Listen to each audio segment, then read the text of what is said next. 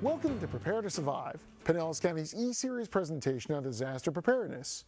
I'm your host, Tom Iovino of Pinellas County Communications Department.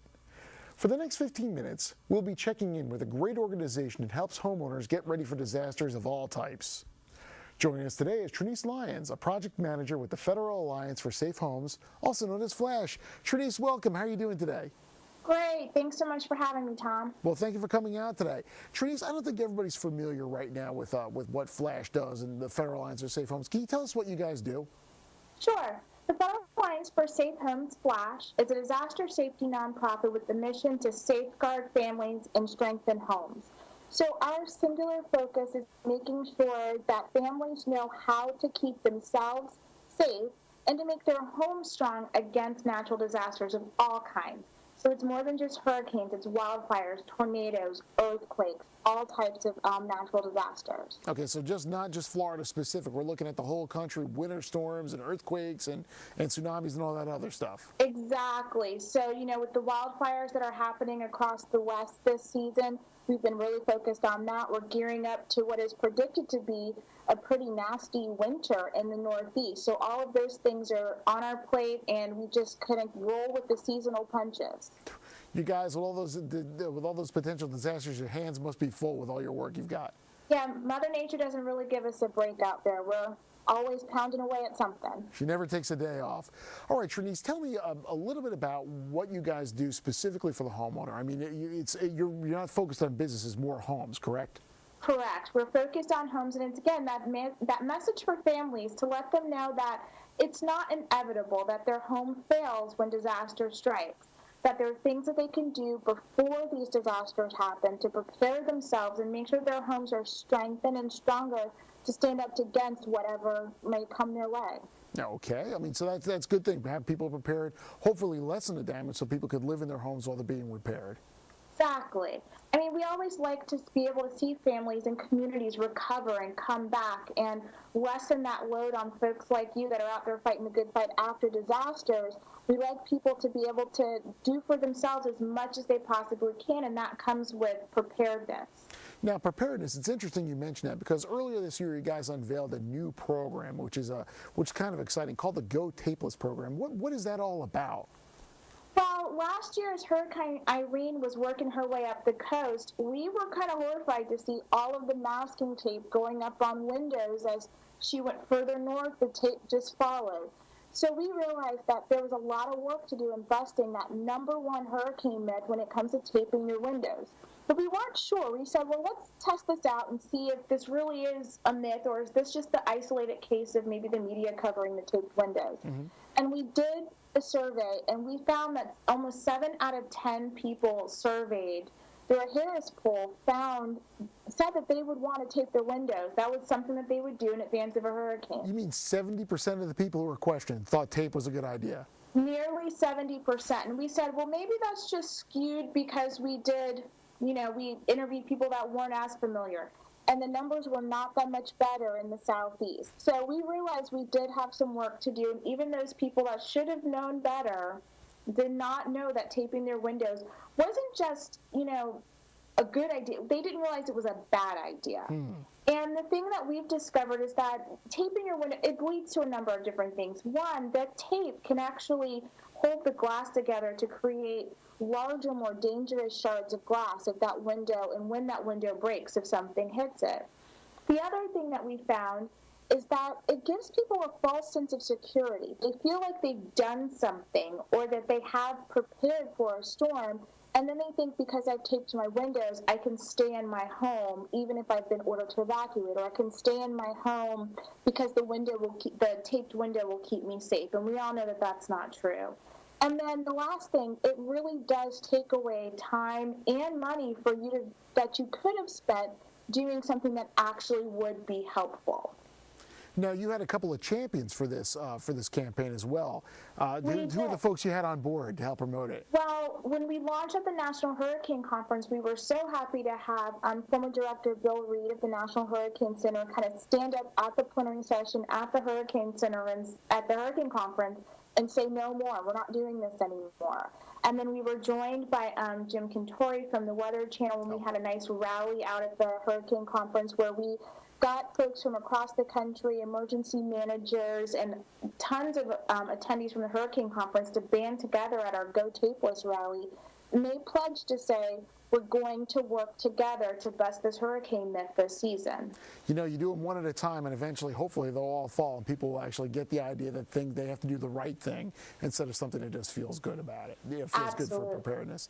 Now, Trinice, I know that we've talked earlier about a new step that's being taken in Pinellas County where we're no longer issuing sandbags.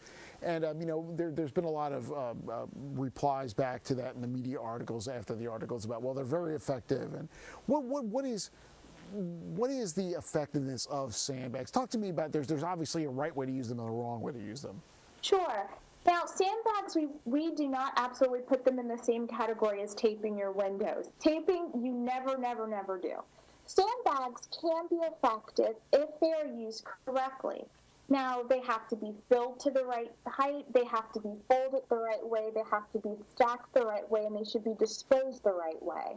So there's a lot of stipulations for them being effective, and that's where we see the barriers and see some of the complication, that people don't realize that their best use is for lesser amounts of water. About 2 feet of water is where sandbags are really helpful, and that they're really used as a diversion to divert water away from a structure and away from an area, rather than a seal to seal things out of the home.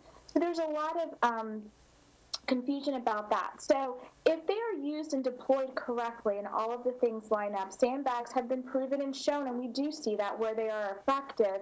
It's just that when they're not used correctly, where trouble can start. Okay. One of the biggest things that we talk about and want to make sure that people realize that if you do use sandbags, that you really need to work with your local officials on disposal, because once that sand starts collecting all the ick that's in the floodwaters, you're going to want to make sure that you get that stuff disposed of correctly so it doesn't, you know, threaten anyone or anything around you.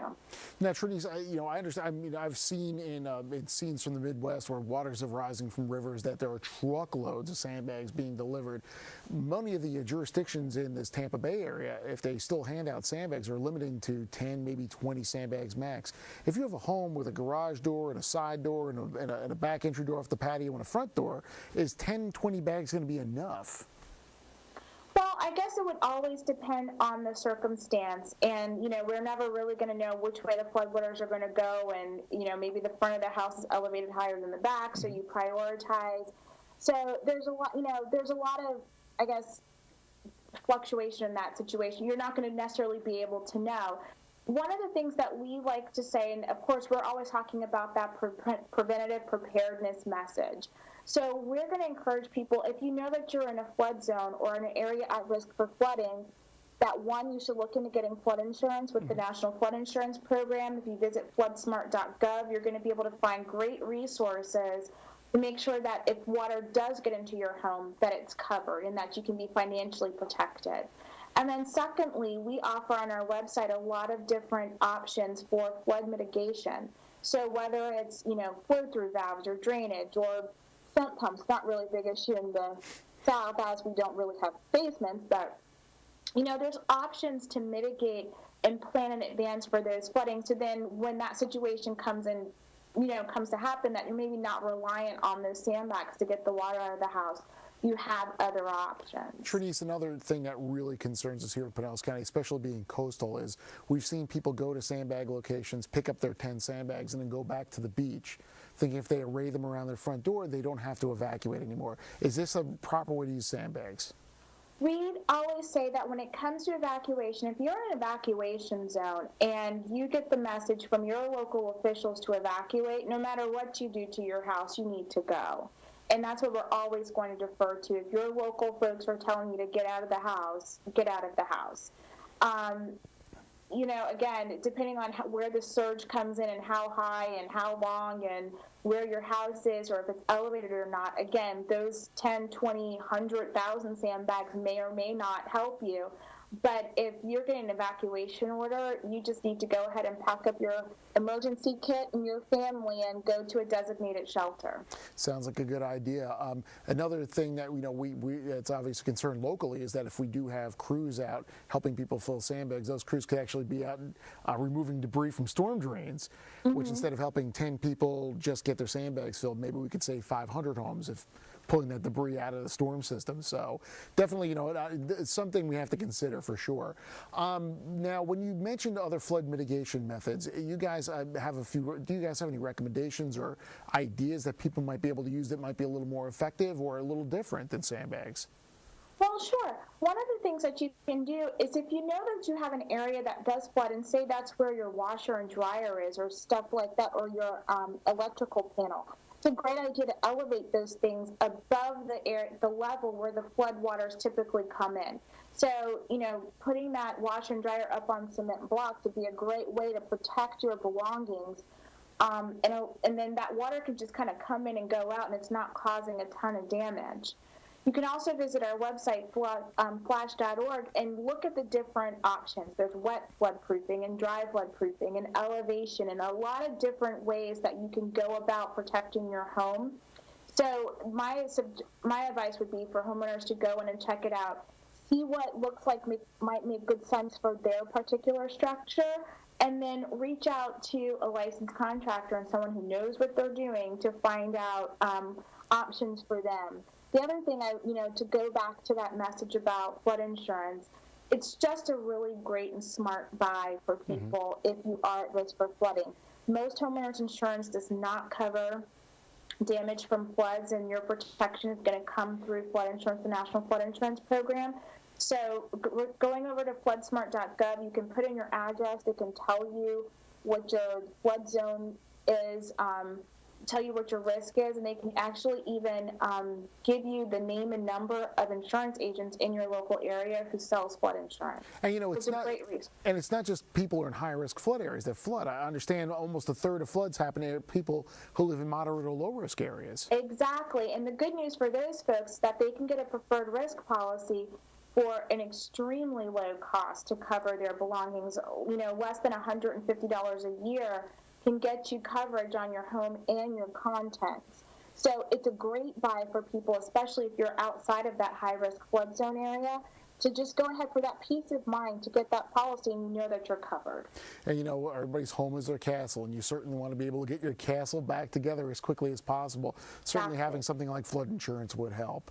Trinice, we've got about a minute left. Is there anything you want to tell our viewers? Sure.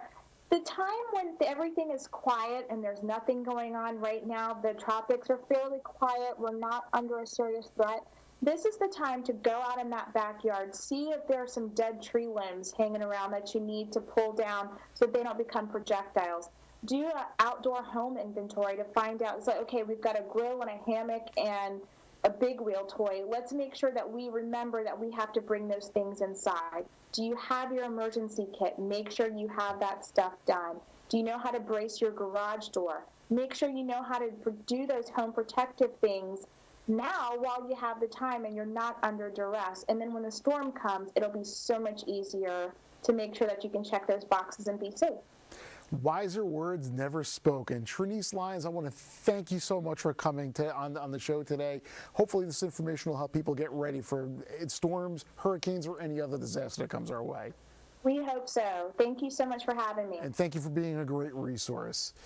And if you would like to see a repeat of this presentation, please visit www.pinellascounty.org/eSeries. If you'd like more information on how to prepare for hurricanes or other potential disasters, visit the Pinellas County Emergency Management homepage at www.pinellascounty.org/emergency. And if you have any questions about today's topic, be sure to email them to ema@pinellascounty.org, and we'll get back to you.